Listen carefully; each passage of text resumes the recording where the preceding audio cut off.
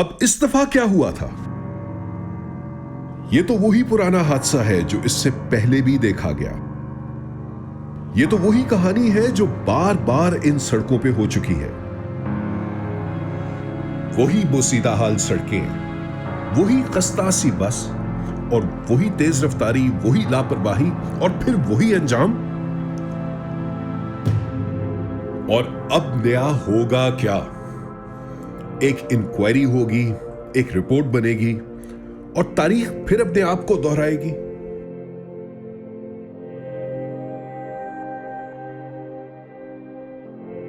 Twenty people have been killed, more than 20 others injured after a bus fell into a ravine in Pakistan today. Local authorities say the bus was headed into Pakistan's mountainous northern जब तक तफ्तीशी वहां तक पहुंचे, media ने तो अपना फतवा पहले ही दे दिया था। शाहिदीन के मुताबिक हादसा बस का टायर फटने के बायस। हादसे में 20 अफराद जाँ बहक, 21 जख्मी हो गए। जाँ बहक होने वाले उनमें 3 खवातीन भी शामिल हैं। हुक्काम के मुताबिक 5 की हालत नाजुक है। 2 शदीद जख्मियों को गिलगित मुंतकिल कर दिया। पिछले टायर से एक आवाज आ गई। उस्ताद ने कंट्रोल करने की फुल कोशिश की थी। मैंने उस्ताद की तरफ देखा। हादसे में बच जाने वाले बस कंडक्टर ने तो इल्जाम सीधा सीधा टायर पर डाल दिया। मगर क्या यही मुकम्मल सच था या असल हकीकत कुछ और थी? वाकये की संगीनगी को देखते हुए चीफ सेक्रेटरी इब्रार अहमद मिर्जा साहब ने फौरन एक कमेटी तश्कील दी, जिसका चेयरमैन कमाल खान साहब को मुंतखब किया। हिदायत थी कि मसले की तह तक पहुंचा जाए और इन हादसात को रोकने के लिए जितनी भी काविश की जा सकती है की जाए। कमाल खान साहब ने एडीसीआर के माहिरीन को मदऊ करके तफ्तीश शुरू कर दी। तफ्तीशी टीम ने सबसे पहले टायरों का ही मुआयना किया। तकरीबन तमाम टायर ठीक थे, मगर एक टायर ऐसा था जो कि फटा हुआ था। माहिर तफ्तीशी टायर को देखकर यह बता सकते हैं कि टायर हादसे से पहले, दौरान या बाद में फटा है। अगर टायर हादसे के दौरान किसी चीज से टकरा के फटे तो वो लोकलाइज्ड फेलियर और साइड वॉल डैमेज होता है। अगर टायर हादसे से पहले फटे तो वो ग्लोबलाइज्ड फेलियर होता है, जैसे कि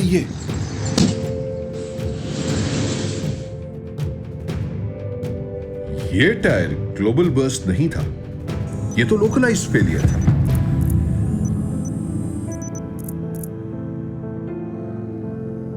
यानी कि ये उस वक्त फटा जिस वक्त बस पहाड़ से नीचे गिरकर किसी चट्टान पर टकराई। टायर का फट जाना हादसे का बायस नहीं था। स्किड्स के निशानात भी यही निशानदेही कर रहे थे। निशान इतने वाजे थे कि टायर की साख्त और अंदर की 4 नालियां तक वाजे थी।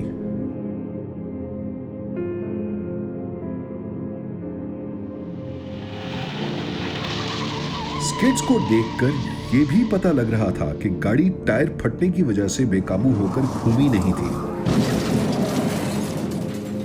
घूमती हुई गाड़ी के स्किड्स फर्क होते हैं और सीधी ब्रेक लगाती हुई गाड़ी के स्किड्स फर्क होते हैं।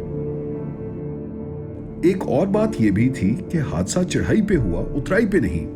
चढ़ाई पे अगर ब्रेक फेल हो भी जाए तो ड्राइवर को सिर्फ स्टीयरिंग संभालना होता है, गाड़ी खुद ब खुद काबू में आ जाती है। तो यह तो साबित हो गया कि टायर भी ठीक थे और ब्रेक भी लग रही थी। कहीं ऐसा तो नहीं था कि सस्पेंशन या चेसी में से कोई चीज टूटी हो। तो जब उनको देखा तो वो तो ठीक निकली। पिछले साल के हादसे के बाद ईटीओ डिपार्टमेंट ने जो एक अच्छा काम किया था वो ये कि जीबी में चलने वाली तमाम बसेस पर लागू कर दिया था कि वो विक्स से अपना फिटनेस सर्टिफिकेशन करवाएं। इस बस का फिटनेस सर्टिफिकेट मौजूद था जिसमें सस्पेंशन, ब्रेक्स और चेसी तमाम चेक हुए थे और ठीक थे। अगर ब्रेक कारामद थी, टायर भी ठीक थे और कोई और फनी खराबी भी नहीं थी, तो फिर यह हादसा कैसे हुआ? हो सकता है कि सामने से अचानक से कोई और गाड़ी आ गई हो और यह बस गलत लेन में हो जिसको बचाने की खातिर ड्राइवर ने बस पहाड़ से नीचे गिरा दी। अब इस बात के होने या ना होने का कोई सबूत दरकार था। तफ्तीशियों ने सोचा कि अगर कोई दूसरी गाड़ी थी तो गालिबन उसने भी इसी तरह ब्रेक लगाई होगी और स्टीयरिंग घुमाया होगा, तो सड़क पर उसके भी निशान होंगे। कुछ निशान मिल गए। और ये तकरीबन कोई 48 फीट तक इसके हल्के हल्के ड्रैग के निशान है। कॉर्नर की तरफ आते हैं, फिर बीच की तरफ इस तरह आते हैं और यहाँ पे ये एंड होता है। अब ये नहीं पता था कि ये हादसे के वक्त के हैं या बाद में रेस्क्यू के वक्त के हैं। थे ये किसी छोटी गाड़ी के, और टीम का अंदेशा था कि कोई बड़ी गाड़ी ही हो सकती है जिसको बचाने के लिए ड्राइवर ने बस पहाड़ से नीचे गिरा दी हो। फिर टीम को कुछ इंटरमिटेंट इम्प्रिंट्स नजर आ गए। ये उस वक्त बनते हैं जब कोई टायर किसी तेल या रंग वाली जगह से गुजरे। इन निशानात का आपस में फासला गुजरने वाली गाड़ी के टायर का साइज और गाड़ी का साइज बता देता है। इस फासले को नापकर मुख्तलिफ गाड़ियों के टायरों के घेर के मुकाबिल रखा गया, मगर ये निशान भी किसी बड़ी गाड़ी के ना थे और शायद उस वक्त के भी ना थे।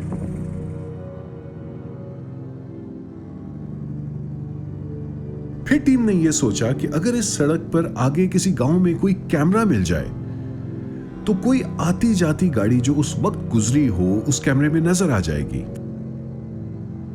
जगह हादसा से 10 किलोमीटर नीचे गिनी नामी एक गांव है जहां पे पीएसओ पंप पे एक सिक्योरिटी कैमरा मिल गया। यह बस आखिरी दफा इसी कैमरे में नजर आई। यह बस 4:55 पे यहां रुकी, जहां पे बहुत सारे मुसाफिरों ने अपनी आखिरी नमाज अदा की। 5:05 पर यह बस यहां से निकल गई और उसके बाद कोई दूसरी गाड़ी सड़क पर नजर न आई। 5:21 पर एक मुखालिफ सिमत से आता हुआ सिलेंडर से भरा हुआ ट्रक नजर आया। क्या यह तो वो ट्रक नहीं था? यह ढूंढने के लिए टीम ने पहले तो तेज रफ्तारी से पेट्रोल पंप से जगह हादसा तक का सफर तय किया, जो कि 9 मिनट 38 सेकंड का निकला। फिर वापसी पे वही सफर थोड़ी कम रफ्तार में एक बड़ी गाड़ी में बैठ के तय किया, जो कि लगभग ट्रक की रफ्तार, जो कि 10 मिनट 40 सेकंड निकला। स्लाइड पे लगी, जो कि कुल मिला के तकरीबन 20 मिनट बन रहे थे। सिलेंडरों से लदा ट्रक तो कैमरे में 16 मिनट बाद नमूदार हुआ था। नहीं, यह ट्रक इस हादसे में मुलव्विस नहीं था। और इस ट्रक के बाद 5:45 तक कोई और गाड़ी नजर न आई। इस मौसम में चरवाहे अपनी भेड़ बकरियां लेके पहाड़ों की तरफ जाते हैं, मगर वो इतनी सुबह नहीं निकलते, और अगर होते भी तो कैमरे में जरूर नजर आ जाते, तो उनकी भी मौजूदगी का सवाल नहीं बनता था। तो यह भी तय हो गया कि हादसे के वक्त बस सड़क पर अकेली थी और कोई और चीज इसमें मुलव्विस नहीं थी। अब सोचना यह भी था कि ये जो स्किड मार्क्स थे, ये दाएं टायरों के थे या बाएं टायरों के। ये जानने के लिए इसी तरह की कुछ गाड़ियों को इन्हीं निशानात के ऊपर खड़ा किया गया। जब बाएं तरफ के टायरों को स्किड मार्क्स के ऊपर रखा गया तो पीछे तो रास्ते में एक चट्टान थी, यह मुमकिन नहीं था। मगर जब दाईं तरफ रखा गया तो तब यह मुमकिन हो रहा था। इसका मतलब यह हुआ कि बस अपनी लेन में थी और ओवरटेक नहीं कर रही थी, तो फिर क्यों दरिया की तरफ जा रही थी? और उस वक्त स्टीयरिंग क्या सीधा दरिया की तरफ जा रहा था या ड्राइवर गाड़ी को मोड़ रहा था?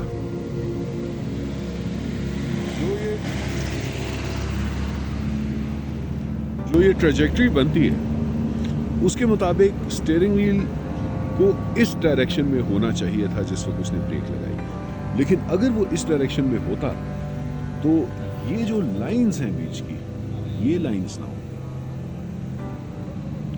ये लाइन इतनी क्लियर ना होती अगर के स्टीयरिंग व्हील इस वक्त मुड़ा होता जिस वक्त ब्रेक की एप्लीकेशन थी। निशानात के मुताबिक स्टीयरिंग व्हील तो सीधा था दरिया की तरफ। और यह तो तभी हो सकता है कि ड्राइवर को ऊंघ आ गई हो, वो एकदम से जागा हो और हड़बड़ा के ब्रेक लगा दे।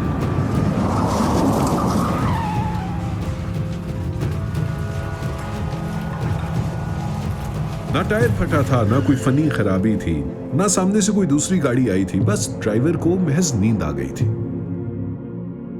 ये वक्त भी सोने का ही था। बहुत सारे हादसात इस वक्त ड्राइवर को नींद आ जाने की वजह से होते हैं। रात का सफर ही खतरनाक है। और ये ड्राइवर इतने तवील सफर में आखिर अकेला था क्यों? जबकि ईटीओ ने ये हिदायत जारी की है कि कम से कम हर गाड़ी में 2 ड्राइवर होने चाहिए। गार्ड हो ना हो, ड्राइवर्स 2 होने चाहिए। ट्रैफिक हादसात में दहशतगर्दी की बनिस्बत कई गुना ज्यादा लोग मारे जाते हैं। ये ड्राइवर तो सो गया, मगर अब हुकूमत जाग गई है। यह इंक्वायरी रिपोर्ट जब चीफ सेक्रेटरी को पेश की गई तो उन्होंने ईटीओ को सख्ती से हिदायत जारी की कि फौरन हद रफ्तार तय की जाए, ब्लैक स्पॉट स्टडी की जाए और हर कंपनी पे लाजिम किया जाए कि वो 2 ड्राइवर रखें और उन पे यूनिफॉर्म लागू करें ताकि वो पहचाने जाएं। और हर कंपनी अपनी बसेस का टाइम टेबल शाया करे जो कि ईटीओ से अप्रूव हो और वेबसाइट पे जाके लगे, ताकि कोई तेज रफ्तारी करके जल्दी पहुंचने की कोशिश ना करे। और यह भी हिदायत दी कि गिलगित बल्तिस्तान का अपना विक सिस्टम जल्द कायम किया जाए। ड्राइवर तो सो गया था, मगर अगर इस वीडियो की काविश से कौम जाग जाए तो बहुत बड़ी बात होगी। उम्मीद है कि एडीसीआर के साइंसदानों को यह इंक्वायरी दोबारा ना करनी पड़े और यह इस सिलसिले की आखिरी कड़ी हो।